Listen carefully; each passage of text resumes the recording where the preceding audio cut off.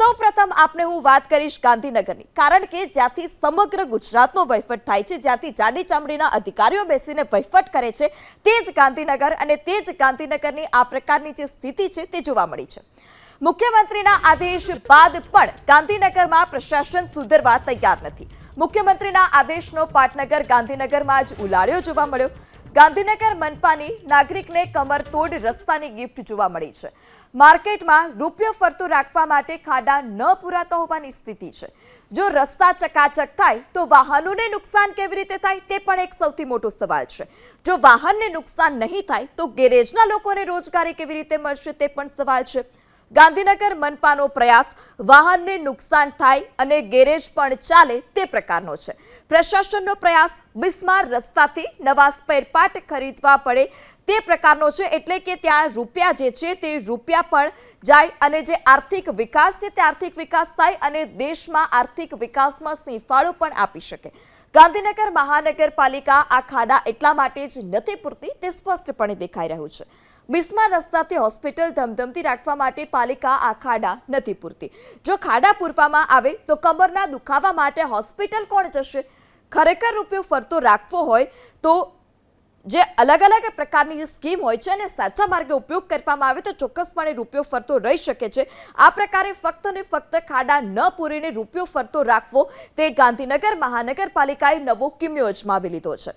મનપાના અધિકારીઓ વિકાસ માટે જ સીએમના આદેશને ગણકારતા નથી તે પણ એક સૌથી મોટો સવાલ છે। સરકારે પણ હવે માનવું પડશે કે અધિકારીઓ વિકાસ માટે જ રસ્તા સારા નથી કરતા। રસ્તા સારા ન કરી અધિકારીઓને પણ વિકાસની ચિંતા છે એ તમામે સમજવું પડશે। ગાંધીનગર મનપા જાણી જોઈને અર્થતંત્રને ધમધમતું રાખવા માટે આ પ્રકારે રસ્તા સારા નથી કરતું। ભારત દેશ વિશ્વની ત્રીજી સૌથી મોટી આર્થિક સત્તા બને એમાં ગાંધીનગર મહાનગરપાલિકાનું યોગદાન હશે। કહેવત છે ને કે રૂપિયો માર્કેટમાં ફરતો રહેવો જોઈએ, એક જગ્યાએ ચોટી ન જવો જોઈએ અને તો જ દેશનો વિકાસ થાય। આ વાતને ગાંધીનગર મહાનગરપાલિકા બરાબર સમજે છે અને એટલા માટે જ રૂપિયો ફરતો રાખવા માટે થઈ અને અહીંયા ખાડા પૂરવામાં નથી આવ્યા।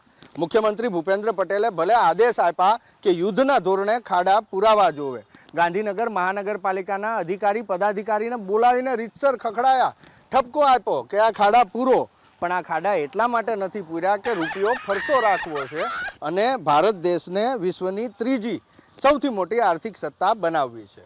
આ દ્રશ્ય આપ જુઓ, આ ખાડા એટલા માટે રાખવામાં આવ્યા છે કે અહીંથી પસાર થતા વાહનોને નાનું મોટું નુકસાન થાય। ક્યાંક કોઈકની બ્રેક તૂટે, ક્યાંક કોઈકના પંચર પડે, ક્યાંક એક્સિલેટરનો વાયર તૂટે, ક્યાંક ક્લચ પ્લેટ તૂટે, ક્લચનો વાયર તૂટે, કંઈ પણ નાનું મોટું ડેમેજ થાય એટલે આ વાહન ચાલક જવાના ગેરેજવાળા પાસે। ગેરેજવાળો એનું સમારકામ કરશે, નવો સામાન નાખશે એટલે ગેરેજવાળાને કમાણી થશે અને એ સ્પેરપાર્ટ વેચતા વેપારીને પણ કમાણી થશે અને એવી રીતે રૂપિયો એ માર્કેટમાં ફરતો રહેશે। આનાથી ઉપરાંત તમે અહીંથી પસાર થાવ તો ત્યારે વાહનમાં બેઠા બેઠા પણ તમને જર્ક આવી શકે। એ કમરનો જર્ક આવે, ચાહે ડોકનો જર્ક આવે, ચાહે પીઠમાં નુકસાન થાય કે પછી પગમાં કે કોણીમાં ક્યાંક વાગે પડી જાવ તો નાનું મોટું થાય। એટલે તમે ઓર્થોપેડિક પાસે જાઓ। હવે ઓર્થોપેડિક તો કંઈ નાડી ડૉક્ટર નથી કે હાથ જોઈને તમને કહી દે, એ તમને મોકલશે એક્સરે કઢાવવા માટે। વધારે વાગ્યું હશે તો એમઆરઆઈ કે સીટી સ્કેન કરાવવું પડશે। એટલે એવી રીતે તમે રિપોર્ટ કરાવવા જાઓ એટલે ત્યાં તમારે પૈસા આપવાના, ડૉક્ટરને આપવાના। એ બંનેને પૈસા આપ્યા બાદ ડૉક્ટર દવા લખી આપે એટલે મેડિકલ સ્ટોરમાં જવાનું, એને પૈસા આપવાના। મેડિકલ સ્ટોરવાળો જ્યાંથી દવા લાવે છે એ ફાર્માસ્યુટિકલ કંપની કોઈ બી હશે, એને પણ પૈસા મળવાના છે। એટલે આ રીતે તમારો રૂપિયો ખીચામાં ને ખીચામાં ન રહે, એ કાળું ધન બહાર નીકળે એ માટે થઈ અને મહાનગરપાલિકા આ ખાડા નથી પૂરતી। બાકી ગાંધીનગરમાં જ આવેલું આ સેક્ટર 24 છે, સેક્ટર 24નું આ આદર્શનગર છે। જો દૂર દરાસ ગ્રામીણ વિસ્તારના અને બીજા અન્ય શહેરોના ખાડા પૂરાઈ જતા હોય તો ગાંધીનગરના કેમ ના પૂરાય? તો ગાંધીનગરના નાગરિકોને મહાનગરપાલિકાની ખાસ સુવિધા છે। ખાડા કે કીચડમાં ખરાબ થઈ ગયેલા વાહનો હવે સાફ કરવાની સુવિધા પણ ગાંધીનગર મહાનગરપાલિકાએ આપી। વાહનો સાફ કરવા માટે મનપાએ અંડરપાસમાં પાણી ભરી આપ્યું છે। વાહનો સાફ કરવા માટે ચાલકો G4ના અંડરપાસમાં તેના વાહન ઘુસાડે એટલે જે આગળ ખાડામાંથી કાદવ કીચડવાળા વાહન થઈને આવ્યા હોય તે સાફ થઈ જાય। વાહનની સફાઈ માટે અંડરપાસમાં વરસાદી પાણીના સંગ્રહની સુવિધા છે. ગાંધીનગર ઘર 4ના અંડરપાસમાં મનપાએ પાણી ભરી આપ્યું. વાહન ધોતા સમયે ચાલકો કંટાળે નહીં તેટલા માટે થોડા ખાડાની પણ વ્યવસ્થા ત્યાં અંડરપાસમાં પણ કરી આપી. જનતા સત્તા આપવા માટે મક્કમ છે અને પદાધિકારીઓ અસુવિધા આપવામાં મક્કમ છે. જૂનો મોબાઈલ બદલવાનું કારણ પણ હવે મનપાએ સેટ કરી આપ્યું છે. જો મોબાઈલ બદલવાનું કારણ તમારે જોઈતું હોય તો તમારે તે અંડરપાસમાંથી પસાર થવું પડે. આ અંડરપાસથી ખિસ્સું ભીનું કરવા માટેના અનેક ફાયદા છે. ગુજરાતમાં એક સૂત્ર વારંવાર સંભળાય છે, મક્કમ અને અડીખમ. ગાંધીનગરની જનતાએ ગાંધીનગર મહાનગરપાલિકાની ચૂંટણીમાં એટલી મક્કમતા દેખાડી કે વિપક્ષના એક સભ્યને ના ચૂંટ્યો. એક કે બે ચૂંટાયા હતા પણ એ પણ હવે ભારતીય જનતા પાર્ટીમાં ભળી ગયા. હવે જનતાએ એટલા મત આપ્યા છે તો એની સેવા કરવા માટે એને સુવિધા આપવા માટે થઈ અને મહાનગરપાલિકા અડીખમ છે. કેવી રીતે આપણે દેખાડીએ? જો ગાંધીનગરની અંદર કેટલાય રોડ રસ્તા તૂટેલા છે, સાફ સફાઈ નથી થતી, કાદવ કીચડ થયું છે, એટલે ગાંધીનગરની જનતાના અને અન્ય વાહનો બગડે. હવે બગડેલા વાહન લઈને ઘરે કે ઓફિસે તો જવાય નહીં, એટલે મહાનગરપાલિકાએ આ અંડરબ્રિજની અંદર પાણી ભરી દીધું કે જેથી કરી અને અહીંથી વાહન પસાર થાય એટલે વાહન સાફ થઈ જાય. જો આ સરપ્રાઈઝ એલિમેન્ટ પણ પાછું રાખ્યું છે કે અહીંથી તમે પસાર થાવ, વાહન સાફ કરવાની મજા લેતા હોય અને તમને થોડો કંઈ કંટાળો આવે તો અહીંયા એક સરપ્રાઈઝ એલિમેન્ટ પણ રાખ્યું છે કે જેના કારણે તમે સતર્ક થઈ જાઓ, તમે હલબલી જાઓ, એટલે થોડી તમને મજા પણ આવી જાય. એટલે ગાંધીનગર મહાનગરપાલિકાને ભારતીય જનતા પાર્ટી શાસનમાં બેસાડવા માટે થઈ અને જનતાએ જે મક્કમતા દેખાડી હતી એની સામે હવે એ સેવા કરવામાં, સુવિધા આપવામાં ગાંધીનગર મહાનગરપાલિકાના સત્તાધીશો જો આ સરપ્રાઈઝ એલિમેન્ટ જેની હું વાત કરતો હતો ને, આવા સરપ્રાઈઝ એલિમેન્ટ આપવામાં પણ અડીખમ રહ્યું છે ગાંધીનગર મહાનગરપાલિકાના સત્તાધીશો. જો કેવું મસ્ત મજાનું પાણી અહીંયા ભરી દીધું છે. તમારી કાર, તમારું વાહન, બાઇક જો અહીંયા ખરાબ થયું છે ક્યાંય પણ તો તમે અહીંથી પસાર થાઓ, સાથે તમે સાફ થઈ જાય મફતમાં. તમારે વોશિંગ સેન્ટરમાં જવાની જરૂર જ ના પડે. કેવી ચળકતી ગાડી બહાર નીકળે.